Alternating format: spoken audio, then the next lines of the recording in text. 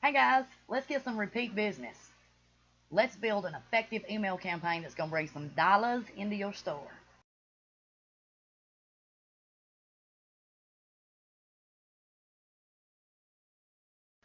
I'm Rachel Hunter, founder of Creative Business Solutions, and this is Internet Marketing Strategies, Southern Style. This program was designed for the small business owner, locally owned, mom and pop, one woman shop, sole proprietor, who really wants to learn how to utilize free and low cost internet advertising tools to grow their small business. And if you feel low tech, like you don't know the first thing about an internet, you can barely turn your computer on, you are in the right place. Stay tuned. This video is the third in a series about how to utilize email marketing to turn the occasional customer into repeat business. In the first video, we talked about several different ways that you could gather email addresses and exactly how to do that. In the second video, we talked about the importance of utilizing a professional email program to simplify the process for you. And in this video, we're going to talk about content. What goes in the email? And I'm going to help you simplify this process so that it seems a lot less overwhelming. If you've never used an email campaign before, then you may struggle with the content that you're supposed to put in there, the order it's supposed to go in. It can be very overwhelming the first time you open an email program and you're prepared to use it and you're faced with hundreds of templates. So what I'm going to do is get you started with a simple process. There are certain things that need to go in every single email campaign you do. And over the past several years, I've developed a process to organize the information and make it simple to put it in every email so that nothing is forgotten. For example, this is a simple Word document. I just use Microsoft Word, and I've got information here. This is one of my customers, one of my local customers. And this has information in it that needs to go in every single email so that nothing's left out, nothing's forgotten. For example, what needs to go in every single email? Well, your store address, phone number, business hours, links. You need live links to your social media sites. If you use Facebook, you need a link that all they got to do is click on it. Don't just put find us on Facebook, because that doesn't always work. The search box doesn't always bring people straight to your business page. So make sure you've got a link in there they can click on. A link to the website, Twitter, if you use Twitter, Instagram, Pinterest, whatever you use, you want live links in there. And if you'll notice, see, I've got the entire link all spelled out here. So what I did was went to that particular Facebook page and just copied right straight from the URL at the very top of the page, http // facebook.com, and then the rest of it, Gold's Gym RBC. And you want to do that with everything so that you've got the full web address. This document you keep on your computer. Every time you're ready to prepare an email to go out, you just open this document and copy and paste. That's all you got to do. Very simple.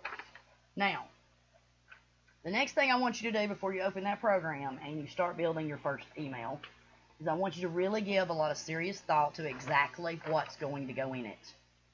All the verbiage, the pictures, the offers, exactly what you're going to communicate.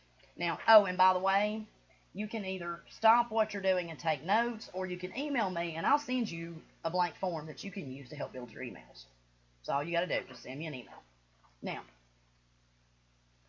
this gets my thoughts organized about what I'm going to offer in the email program. Some things to consider. What is your subject line going to be? Subject line is very important because that's the first thing that your recipient's going to see when the email comes in. And it, 9.5 times out of 10, determines whether or not they even open it. Now, I'm going to talk to you some more about subject lines later, because that'll take a full video just to give you some research, some information on that. But you want your subject line thought out ahead of time. You also want to know if the title of your email, once they open it, is going to be anything different from your subject line. I've seen a lot of people, a lot of businesses that want to put their business name at the very top. And there's nothing really wrong with that, except that often, first of all, they're going to see who the email's from at the same time they see the subject line. They're going to see from. But that's prime real estate to capture your audience, that title is.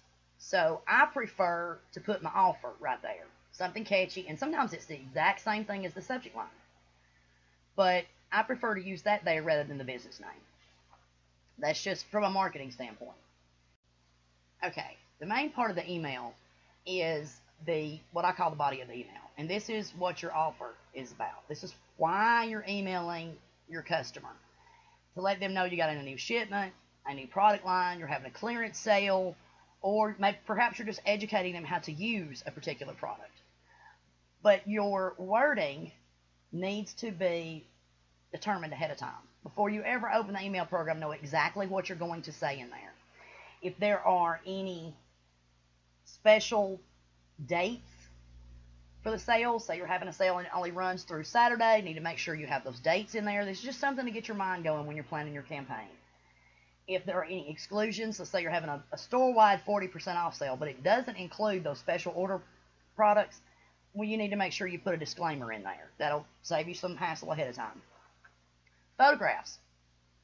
This is to jog your memory. Okay, I need to go take photographs of those pictures, or I need to find a copy of them online. However you do it is fine.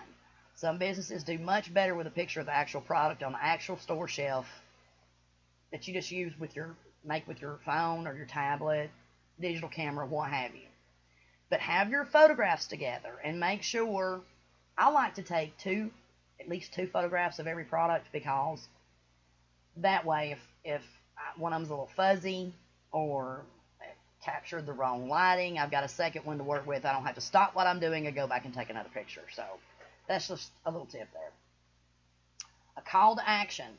Now, this should also be in every single email, just like your store hours and everything else, but it's going to change in every email. And your call to action is what you want your customer to do. Do you want them to call today? Do you want them to come by this week or come by today for best selection? Do you want them to like us on Facebook? Call to action. You can have several. You can say, visit our website. Have your website link. Like us on Facebook. There's your Facebook link. Stop by today. Call today for more information. Call to action, very, very critical. You can also use coupons. Put coupons in your emails. Make sure that you've got an expiration date for the coupon and exactly what the customer needs to do to redeem that coupon. There are businesses I know that prefer to require the recipient to print out the coupon and bring it in. And that's great and fabulous and wonderful for those people who can remember to do that. I, on the other hand, might want to come in and use that offer, but I cannot for the life of me remember to clip a coupon and put it in my wallet. And when I have remembered to do that, I forget to use it when I'm in the store. Very frustrating for me. Very frustrating for me. So, since what you're doing is measurable, you can determine how many people open the email, what's working in other ways. You don't always have to make it necessary for them to print it and bring it in. Also, if this is a special that you're doing for email subscribers only, make sure that you put that in there, because that just kind of reinforces in their mind, hey, it was a good idea for me to sign up for this, because if I don't get the email, I don't know about this special offer. It may just be something that's store-wide that you're going to offer to anybody that comes in the door, and that's fine.